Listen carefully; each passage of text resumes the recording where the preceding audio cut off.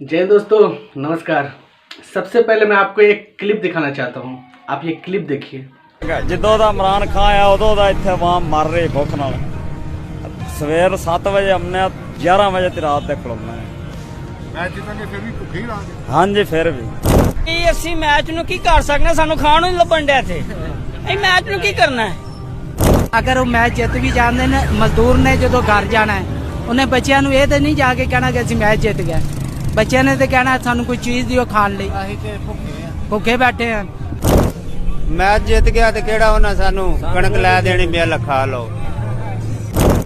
Sir ਜੀ ਸਾਨੂੰ ਕਿਸੇ ਨਾਲ ਨਹੀਂ ਹੈ, ਬੱਚੇ ਭੁੱਖੇ ਤੇ ਸਾਨੂੰ ਕਿਸੇ ਗੱਲ ਦੀ ਸਮਝ ਨਹੀਂ ਆ ਰਹੀ। ਬੱਚਿਆਂ ਨੂੰ ਕੁਝ ਲੱਭੇਗਾ ਤੇ ਸਾਡੇ ਦਿਲ ਨੂੰ ਸਕੂਨ ਹੋਏਗਾ। ਜਦੋਂ ਬੱਚੇ ਭੁੱਖੇ ਨੇ ਸਾਨੂੰ ਕਿਸੇ ਨੂੰ ਕਿਸੇ ਗੱਲ ਦੀ ਸਮਝ ਨਹੀਂ ਆ।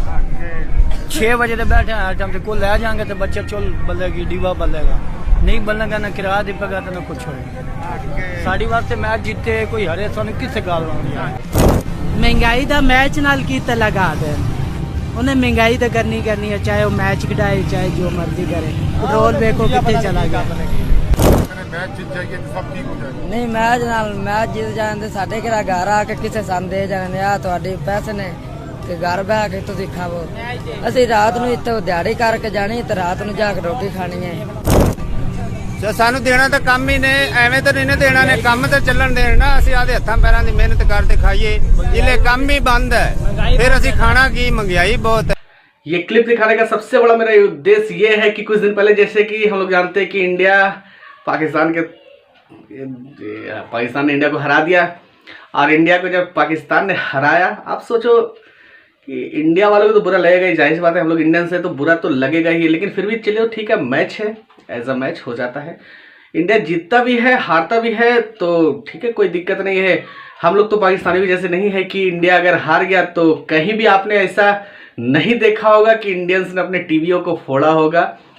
गुस्सा है तो ठीक है, हमारे अपने हैं, गुस्सा आ जाता है। लेकिन पाकिस्तान के एक डब्बू मंत्री, एक जोकर मंत्री, आपने शेख रशीद का भाषण सुना होगा। उन्होंने कहा कि लबलबे बलबले जलजले और पता नहीं क्या, या आप मुबारकबाद दे रहे थे अपनी आवाम को या फिर अपना बवासीर दिखा रहे थे, ये समझने वाली बात नहीं है। लेकिन आप वहाँ का हालत देखिए कि वहाँ के ये जो मंत्री है, ये जो जोकर मंत्री है, वहाँ पे मैच देखने के लिए दुबई पहुंच गया, अपने देश में क्या हो रहा है ये जानते हुए भी। लेकिन वहाँ इमरान खान और जो प्रशासन यहाँ जो पाकिस्तान में बैठे हुए थे, इन्होंने उसको फोन करके बुलाया कि भाई यहाँ तो हालत बहुत ज़्यादा खराब है। और जो टीएलपी के जो प्रोटेस्टर्स है, ये इस्लामाबाद पे तो चढ़ाई करने की कोशिश कर रहे हैं। भागा ये बंदा आया और माफ़ी मांगा कि हम सबको छोड़ रहे हैं, रिलीज़ करें खातों को, और ये वो सब चीज़ उसका मांग के आप लोग रुक जाइए। बहरहाल मामला तो किसी भी तरह से शांत करने की इस बेवकूफ़ मंत्री ने कोशिश की। उसके बाद उसके अगले दिन इसको रियलाइज हो गया कि अरे यार ये मैंने कर क्या दिया। अभी मेरा कटोरा चारों तरफ घूम रहा है, कटोरे में कुछ आ नहीं रहा है। और फिर मैंने ये सब लोगों का बात मान लिया। और जो वहाँ पे नाम तरीन दहशतगर्द है, जिनको एज अ प्रोटेस्टर्स, जिन्होंने ये सब एक कहिए कि वहाँ पे अराजकता फैलाया, उन लोग को गिरफ्तार उनके लिए किया गया था और उनको छोड़ दिया गया। ये सारी चीज़ें दुनिया भी तो देख रही है। और जब दुनिया देख रही है तो इसका बहुत नेगेटिव असर इसको लगा कि फैलेगा, और जो कटोरा है कहीं ना खाली रह जाए। तो ये अगले दिन आके मीडिया के सामने बोलता है कि देखिए मैं सारी बात मांगे तो आपकी मान लूंगा, लेकिन जो फ्रांस के राजदूत है उसको निकालने की जो बात आप कर रहे हो वो इसको रहने देते हैं, और उसके अलावा आपकी सारी बातों को हम लोग मान लेते हैं। इस पे इसका इफेक्ट क्या हुआ आप समझो। पाकिस्तान अभी बहुत ज़बरदस्त गृह युद्ध की तरफ बढ़ रहा है। ये मैं एज अ फैक्ट के थ्रू बता रहा हूँ, ऐसा कोई मैं अपने मुंह से नहीं बोल रहा हूँ। मैं आपको पहले एक क्लिप दिखाता हूँ तो ये किस तरह से ये जो मौलाना है शेख रशीद को गालियाँ बक रहा है, उसको अंड संड बोल रहा है, साथ ही साथ ये भी कह रहा है कि ये तो झूठा है। इसके पहले भी हम लोग को इसी तरह से बहला फुसला के हमारे प्रोटेस्ट को रोक दिया था।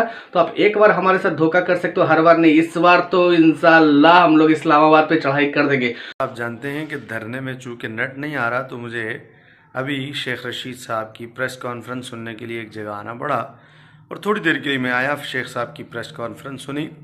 एक तो मौसूफ जो है वो हर दफ़ा जब ये दावा करते हैं कि ख़त्म नबूवत से ज़्यादा, मुझसे ज़्यादा किसी ने जेल काटी हो तो बताएं। तो मैं चाहूँगा कि कभी मौसूफ शेख रशीद एक आध दफ़ा ये वजाहत करें तो सही कि ये कौन सा दौर था ख़त्म नबूवत के लिए जब उन्होंने जेल काटी। जितनी उम्र मेरी हो गई है मुझे तो याद नहीं पड़ा कि मौसूफ कभी सियासत के अलावा एक दफ़ा भी जेल गए हों। जब भी गए, कभी नवाज शरीफ के लिए गए, कभी मुशर्रफ के लिए गए, कभी अपने ज़ाती मामलात में गए। ये ख़त्म नबूवत का बार बार जो शेख रशीद राग लापता है, ये कौन सा दौर था कि जब ये कहता जी मुझसे ज़्यादा किसी ने जेल काटी हो तो बताएं। हाँ, मैं बताता हूँ, तुझसे ज़्यादा बाबा जी ने जेल काटी है ख़त्म नबूवत के लिए, तुझसे ज़्यादा साद भाई ने जेल काटी है ख़त्म नबूवत के लिए। तूने कब काटी है जेल भाई? तू ये जो बार बार एहसान जताता है कि मैं ख़त्म नबूवत, मैं ख़त्म, ओ भाई तूने क्या किया ख़त्म नबूवत के लिए? हुजूर के ग़ुलामों पर गोलियाँ चलाई हैं, हुजूर के ग़ुलामों को जेदो कैदोबंद की सोहबतें उठानी पड़ी हैं, हथकड़ियाँ लगाई हैं, सादात तक को तुमने गिरफ्तार किया हुआ है। तुम ऐसे जलील लोग हो कि तुम अपने मुंह से आज प्रेस कॉन्फ्रेंस में कह रहे हो कि हम फ्रांस के मुतालबे से हमारी शूरा पीछे हट जाए और तहरीक लब्बैक पीछे हट जाए। तो ऐसे लोगों से क्या तवक्को रखी जा सकती है कि वो ये कहें कि हमने ख़त्म नबूवत के लिए जेल, तुमने कहा ख़त्म नबूवत के लिए जेल काटी? तुम झूठ बोलते हो, बकवास करते हो, तुमने कोई जेल नहीं काटी ख़त्म नबूवत के लिए। और दूसरा जो तुमने कहा कि TLP दोनों रोड खोल दे अपने वादे के मुताबिक, अव्वल तो हमारी शूरा ने वादा किया ही नहीं, फिर अगर वादा किया भी है तो हम वादे के मुताबिक रोड खोल दें ताकि रहमतुल्लिल आलमीन वाला हाल हो जो मस्जिद के सामने रोड खुलवा के तुमने बाद में हमें पूछा भी नहीं। तुम चाहते हो कि हमसे हमारी शूरा को फिर जो है तुम वो सब्ज़ बाग दिखाओ और रोड खुलवा के और फिर हमें साइड पे बैठा के फिर तुम कहो अच्छा जी अल्लाह हाफिज़। तो क्या तुम समझते हो कि हमारी शूरा बार बार तुम्हारे कहने में आ जाएगी? बच्चे लग दे हो पुत्रो, इंशाअल्लाह अल्लाह अपने दीन को उरूज अता करेगा। आदाब अर्ज़ है। तो ये हालत उसकी है, अपनी पतलून तो उसको पीली हो रही है और दूसरों को बलबले जलजले। भैया आपको मैंने अभी क्लिप के माध्यम से दिखाया कि आपके पास तो खाने तक के पैसे नहीं है। सऊदी अरब आपको पैसे दिया एज अ हड्डी सूंघने के लिए, आपके बैंकों में 3 अरब डॉलर रखने के लिए कहा है, ना कि आप उसको छू सकते हो। भाई उस तरह से तो मैं किसी अपनी हीरोइन जो मुझे पसंद है उसको भी अपनी घरवाली मान सकता हूँ। भैया मानने में क्या दिक्कत है, मान सकता हूँ, देख सकता हूँ, छूऊंगा तब ना उसको घरवाली साबित होगा। अब उसको मैं टच नहीं कर सकता तो वैसा किस काम का। और इसके लिए पूरा एकदम जोशो खरोश से हमने ये कर लिया, सऊदी ने हमारा मदद किया, ये किया, 3 बिलियन डॉलर हमारे बैंकों में जमा करवा दिया। भैया तुम्हारे उसमें कितने हैं वो तो जमा किया, उसका टैक्स जो भी उसके ब्याज होंगे आपको देना पड़ेगा। दूसरी चीज ये मेंटली तौर पे इतने खराब हो चुके हैं, आप समझो कि कोई देश अगर कर्जा देगा तो उस पर खुशी मनाते यार। हम इंडियंस में एक ये होता है कि अगर कोई कर्जा हम लोग को दे देता है या फिर किसी भी वक्त हम लोग को ऐसे जरूरत पड़ता है कि किसी से उधार ले लेते तो दिमाग में टेंशन रहता है कि यार कब उसका उधार वापस करो। और ये किस पता ने किस जगह से आए हैं, कैसा जाहिलियत दिमाग है कि लेके रख लो, देना तो है नहीं, कर्जे पे कर्जे आ रहे हैं, आते जाने दो। ये 1.5 अरब डॉलर का तेल सऊदी अरब ने बोला कि हम लोग आपको उधार के तौर पे देंगे, आप उससे काम चलाओ, उस पर खुश हो रहे हैं। अरे भाई आप अपने देश का तो देखो क्या हालत हो रहा है और आप इंडिया को सलाह दे रहे हो। इंशाल्लाह इंडिया कश्मीर बनेगा पाकिस्तान। आपको मैं कश्मीर का एक क्लिप दिखाता हूँ, आप देखो कि कश्मीर में क्या हो रहा है। आप अपने जो कब्जे किए हुए आपका POK है उसमें आप देखो कि आपने क्या किया है। मैं पहले आपको ये क्लिप दिखाता हूँ, आप इसको भी देखो। What is your reaction for Kashmiri people, the hospitality, the people, culture all around? They are very good. Very good. And I need to come again. Why? You know, because it's safe place. Like what we see in, the news that it is not safe to be here. Okay. But it is very safe for the tourist people. And यहाँ के जो लोग हैं, like I'll give you a very small incident. मेरा purse छूट गया था एक दुकान में. My cab वाला, he went all the way back. And जो दुकान वाला था उसने वो संभाल के रखा हुआ था एंड इंटैक्ट बिल्कुल। और परेशान था कि अब मैं इस बैग का क्या करूं, कैसे इन लोगों के पास पहुंचाऊं। सो ही वाज सो वरीड कि मैं इस बैग को रात को घर ले जाऊं, यहाँ छोड़ूं, क्या करूं।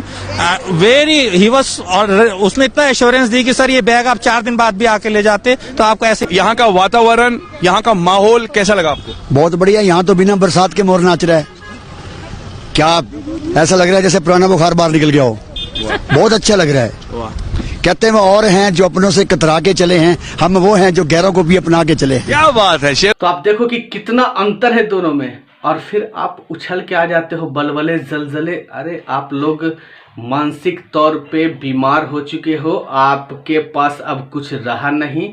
सिर्फ और सिर्फ मैं आपको यहीं से एक सलाह दे देता हूं जिसके थ्रू आपको और पैसे आएंगे। आप अपने देश को सच में 4 हिस्सों में बांट दो, 4 देश अलग अलग कर दो, पाकिस्तान को ऐसे ही खाली छोड़ दो। अब दुनिया से तो कहोगे भाई पाकिस्तान में कोई है ही नहीं, उससे वसूल लो। अब तो मेरा नया देश बलूचिस्तान हो गया, वहाँ पे राज करो। नया देश सिंधु देश बना के वहाँ पे राज करो। इसको छोड़ो नहीं यार, इसमें कर्जा है, इसको कहानी खत्म करो।